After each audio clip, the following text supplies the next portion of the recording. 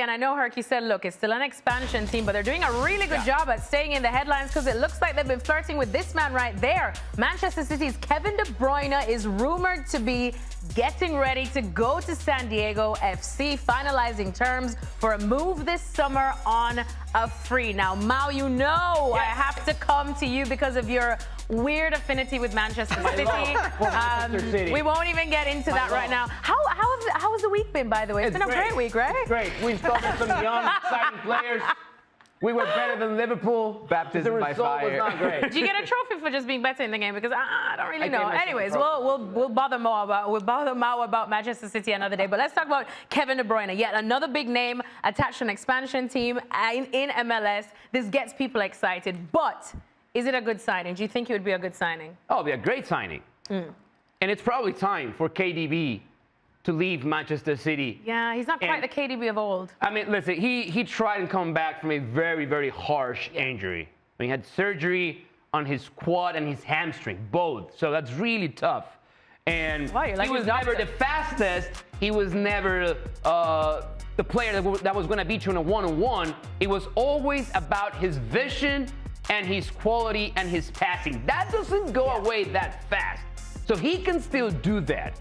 If he makes up his mind that it's time to leave that level of competition, he would be an amazing signing for San Diego NFC. And I warn ESPN, if KDB decides to go and move to San Diego, I will follow him. So we'll have that conversation later. Oh, he's going to be... For a league like Major League Soccer, have a player past his prime, yes, but still very capable at this level. That would be an amazing signing. I was going to say that, Hurt, because it's funny that Mao says it, past his prime. Once again, is it going back to everything MLS was trying to not do still in this year? And that's get a player who is, of course, a massive name, of course will get people excited, of course will contribute here and there, but still is on the wrong side of 30, legs not quite there. We just saw the contributions that he currently has for Manchester City, although we will give him a pardon for that because it has to do with playing time, and as Mao says, he's been battling some serious injuries. But overall for MLS, is this what they want now in 2025? You want quality players. I can think of a few clubs where KDB wouldn't walk into that club and be welcomed around the world. Yeah. The rest of them are like, yeah, I'll take a quality player like that. So if he's on the wrong side of 30 or if he's 25, if you're Major League Soccer, bring in quality players. I agree he's not at his peak. I agree he's past his prime. I agree he's not in a good footballing moment. But I can't for the life of me sit here and honestly tell you that I don't think he's going to do well in Major League Soccer after watching Luis Suarez and all the professional pundits tell me his knee is done, and last year put up 20-plus goals. And Messi, 37 years of age, and just absolutely abusing not only referees, but MLS defenders, left and right, doing what he wanted. He was the league MVP, and he played 19 games. He had close to 40 goal involvements in 19 games. I don't care how old he is.